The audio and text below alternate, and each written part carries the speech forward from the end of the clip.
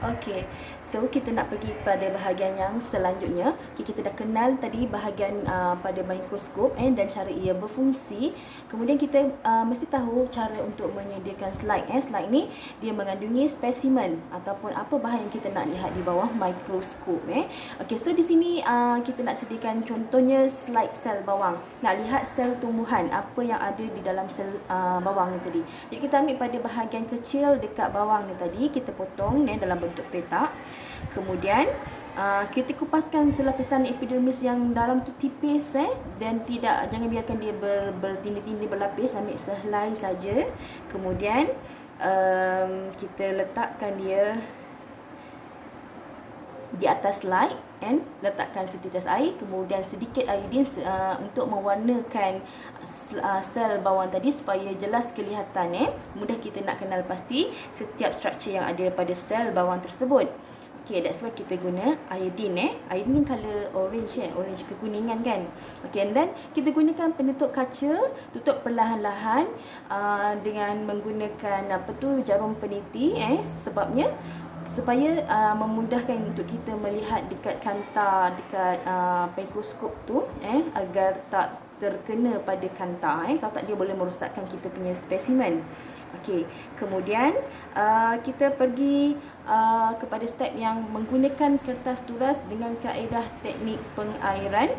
Teknik perairan ni dia kita akan serap lebihan air suling yang kita teskan tadi bersama-sama dengan lebihan iodine dan dalam masa yang sama kita dapat mewarnakan keseluruhan sel supaya dapat dilihat dengan lebih jelas dan lebihan iodine tadi dapat diserap jadi dia tak mengganggu image itu kita lihat di bawah mikroskop. Okey, yang terakhir sekali. Okay, so now slide kita dah tersedia dan boleh terus dilihat di bawah mikroskop cahaya. Okay, kemudian kita akan berkenalan kepada struktur umum sel haiwan. Basically ini adalah sel haiwan, bentuknya tak ada bentuk yang tetap sebenarnya. So di kat sini gambarkan spherical dalam bentuk sfera ni. Ada di luarnya membran sel paling luas sekali, ada cytoplasma medium yang di tengah-tengah tu yang ada bintil-bintil halus. Okay, and then ada nukleus di tengah-tengahnya. Okay, kemudian kita pergi kepada struktur umum sel tumbuhan pula. Okay, ada membran sel macam sel haiwan juga tadi kan. Okay, kemudian ada cytoplasma. Okay, dia berbeza kan, bentuk pun sudah berbeza. Okay, okay, kemudian ada nukleus sama dengan sel haiwan tadi, tapi ia ada dinding sel, ada vacuole dan juga chloroplast. Okey, sebab itulah dia tumbuhan. Dia berbeza daripada sel haiwan dan juga sel manusia. Okey, kita tengok kepada fungsinya. Okey, yang ni diwarnakan supaya kita nampak dengan jelas untuk membezakan setiap struktur di dalam sel. Okey, ini sel. Sel ni ada bentuk tetap ke? Tak ada kan? Jadi ini adalah sel haiwan. Okey, so ada vacuole untuk menyimpan air dan bahan mineral terlarut. Okey. Okey. So ini adalah sel tumbuhan. Dia ada bentuk dia tersendiri. Cuba tengok yang dekat luar ni. Okey, ada garisan hijau tu, itu adalah dinding sel. Kalau yang sel haiwan tadi dia tak ada bentuk tetap. Yang ni dia ada bentuk dia yang tersendiri. Tak semestinya segi 4 ada bentuk segi hexagon, segi 6 dan macam-macam bentuk pun ada, tapi bentuknya tegar. Itulah bentuk dia. Tak macam kita punya sel haiwan, dia boleh berubah-ubah bentuk. Kemudian sel ini mempunyai nukleus yang mengawal aktiviti sel. Dinding sel tadi mengekalkan bentuk sel, vacuole untuk menyimpan air dan mineral terlarut. Kemudian membran sel sama juga dengan sel haiwan. Semua sel ada membran sel untuk mengawal pergerakan bahan keluar dan masuk dari sel. Dan kemudian dalam sel tumbuhan ada chloroplast. Inilah yang menyebabkan sel tumbuhan berwarna hijau. Tapi dalam sel haiwan atau sel manusia tidak ada struktur chloroplast ni. Kalau tak nanti kita dah berubah jadi Hulk pula kan. Jadi Shrek ke warna hijau kan. Okay. Kemudian ada cytoplasma. Ini adalah bahan tara atau medium yang memenuhi ruang di dalam sel yang mana di dalamnya ada macam-macam bahan organik yang diperlukan, bahan organik yang dan tak organik gas yang diperlukan untuk tindak balas kimia bagi keperluan sel. Okey, now kita bandingkan sel haiwan dan sel tumbuhan. Okey, pergi kepada persamaan. Kedua-dua sel haiwan dan tumbuhan ni dia adalah sel kan, dialah yang membina sel haiwan dan sel tumbuhan. Dia adalah unit asas bagi kedua-dua sel. Dan yang kedua persamaannya adalah kedua-dua sel haiwan dan tumbuhan mempunyai 3 struktur asas ni, membran sel atau sel membran, cytoplasma dan juga nukleus. Okey, kemudian kita pergi kepada bahagian perbezaan antara kedua-dua sel tumbuhan dan haiwan dari segi bentuk. Okey, dinding sel, kehadiran kloroplas dan yang terakhir kehadiran vakuole. Okey, ini dia punya perbezaan antara kedua-dua sel tersebut. Okey. So, Cikgu harap boleh salin ni. Jadi, dalam apa yang berbezanya, dia punya bentuk tetap dalam tumbuhan, haiwan tak tetap. Dia tetap sebab ada dinding sel, tapi dalam sel haiwan tak ada.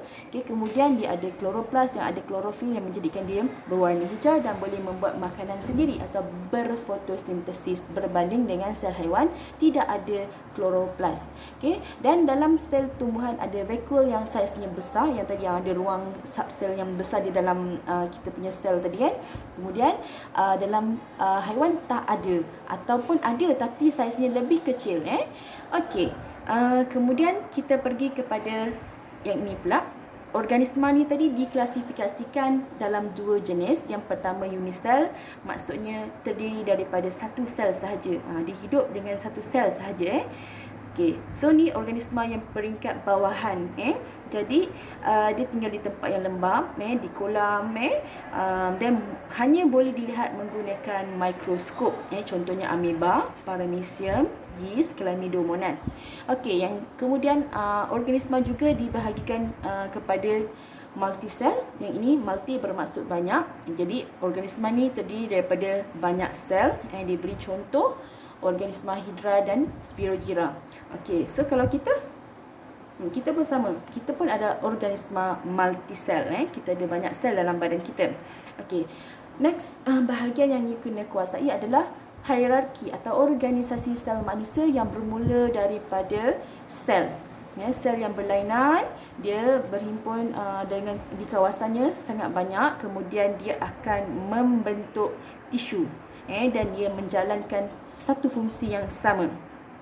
Okey, kemudian tisu tadi dia akan membentuk organ. Tisu yang berbeza dia akan membentuk satu organ. Organ ni contohnya jantung, kulit, berparu, salur darah, itu adalah organ. Okey, kemudian daripada organ tadi dia akan berkumpul ataupun ada banyak organ, dia bekerja sama membentuk satu sistem dalam badan kita. Contoh sistem tu sistem pencernaan, sistem respirasi, itu sistem dalam badan manusia. Dia menjalankan fungsi yang khusus. Kemudian daripada sistem tadi ada banyak sistem dalam badan kita, dia akan bercantum membentuk satu organisma. Dan dia akan berfungsi untuk mengekalkan kemandirian manusia lah, sistem ni tadi. Okey, jadi ini dia punya carta alirnya. Okey, nanti salin dalam nota. Okey, so yang ini dia beri contoh organisasi sel otot. Okey, so bermula daripada peringkat sel, bila bergabung banyak sel otot membentuk tisu otot. Okey, kemudian membentuk organ. Contohnya dia beri sini salur darah. So ada tisu epitelium, tisu yang berbeza, tisu otot. Kemudian ada tisu penghubung, dia bercantum membentuk organ yang bernama salur darah. Okey, next akan membentuk sistem yang mana salur darah tadi ada banyak jenis, dia akan bergabung dengan organ jantung untuk membentuk sistem peredaran darah. Okey, dan ada banyak lagi sistem yang lain dalam badan kita, betul? Dia akan bergabung membentuk organisma yang bernama manusia. Okey, so tadi tu hierarki susunan organisasi sel dalam badan kita. Okey, kemudian kita pergi kepada jenis-jenis sel. Sel darah merah ini bentuknya dwicekung, fungsinya untuk mengangkut gas dan nutrien Kemudian sel saraf, ini dia macam memberikan input kepada badan kita untuk kita melaksanakan gerak balas yang sewajarnya terhadap rangsangan daripada luar. Kemudian sel epitelium, yang ini memang banyak di dalam badan kita sebab dia melapisi bahagian luar badan dan dalam lapisan kita punya bahagian dalam badan. Berfungsi untuk melindungi daripada kecederaan. Kemudian ada juga sel yang melibatkan yang terlibat dengan pembiakan, yang ni contohnya sel ovum kalau lelaki sperma. Kemudian sel darah putih, yang ni dia untuk fight disease, and then sel otot, yang ni dia boleh mengecut dan mengendur untuk menghasilkan pergerakan pada kita. So yang seterusnya ada beberapa contoh tisu di sini, tisu penghubung seperti di bahagian rawan sendi kita kan. Dia menghubungkan tulang dengan otot kan. Kemudian yang ni tisu epitelium yang saya dah terangkan tadi. Yang salinan ni dah ringkaskan pun.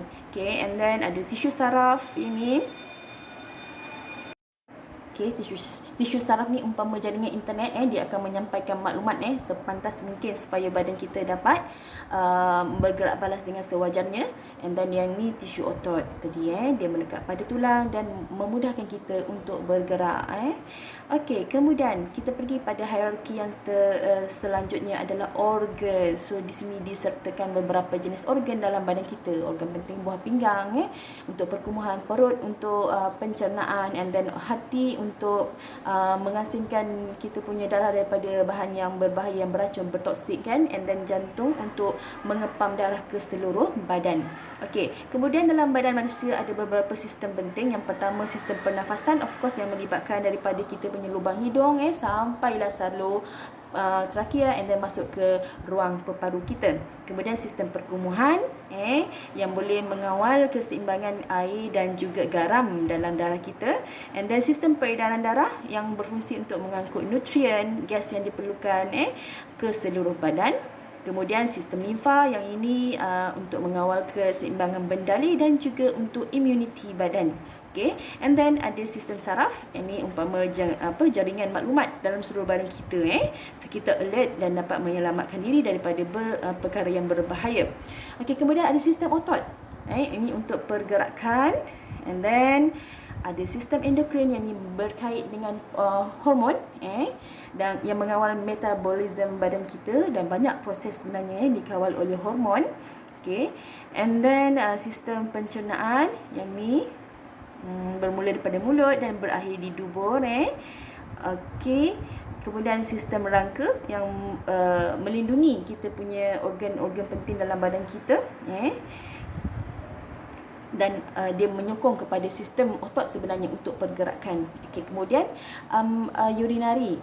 Sistem urinari ni untuk menyingkirkan urin daripada kita punya darah dan mengawal atur kandungan air. Sampai situ sahaja kot saya nak tamatkan. Nanti minggu hadapan kita akan masuk pada bahagian 2 pada tajuk respirasi sel dan juga fotosintesis. So Assalamualaikum.